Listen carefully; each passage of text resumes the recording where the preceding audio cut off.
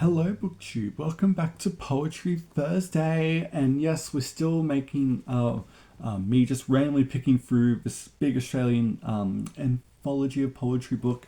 And I thought we've been doing some Lawson for a while. Let's change it up a bit and do some Banjo Paterson for fun. This is how Gilbert died. It's a bit bleak, but I think it's really well done. So here it is. There's never a stone at the sleeper's head. There's never a fence beside, and a wandering stock on the grave may tread, unnoticed and undenied. But the smallest child on the watershed, can you tell how Gilbert died? For he rode at dusk with a comrade done to the hut at Stockman's Ford. In the waning light of the sinking sun, they peered with fierce accord. They were outlaws both, and on each man's head was £1,000 reward. They had taken toll of their country round, then the troopers came behind, with a black who tracked like a human hound in the scrub and ranges blind.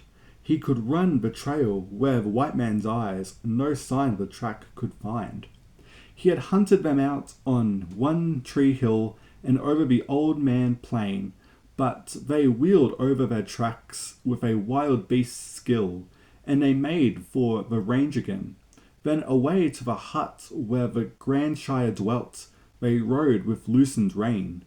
And their grandsire grave and bleeding bold, come and rest in peace. No safer places do the country hold, with the night pursuit may cease, and we'll drink to success of the roving boys, and to hell with the black police.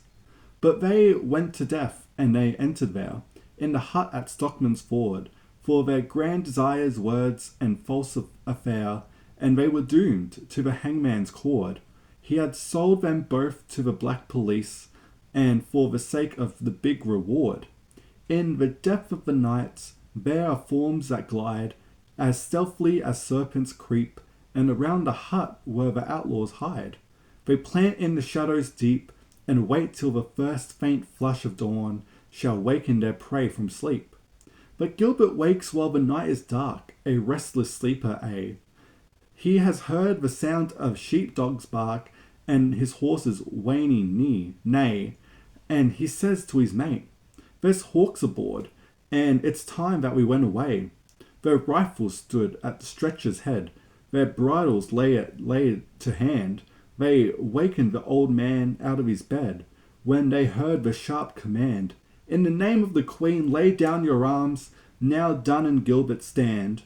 Then Gilbert reached for his rifle true, that close he had kept.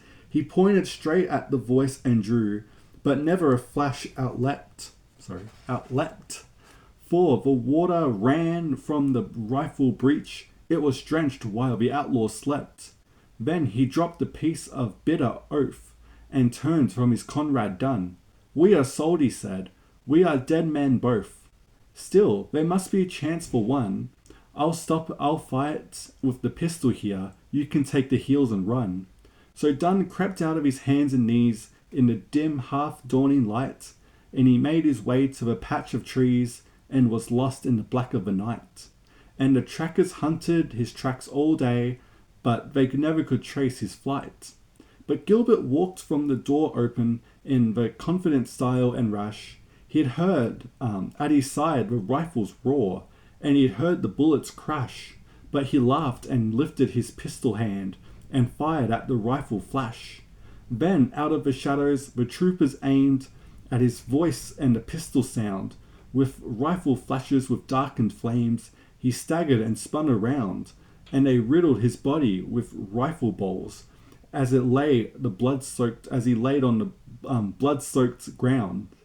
There's never one stone at the sleeper's head, there's never a fence beside, and the wandering stock on the grave may tread, unnoticed and undenied.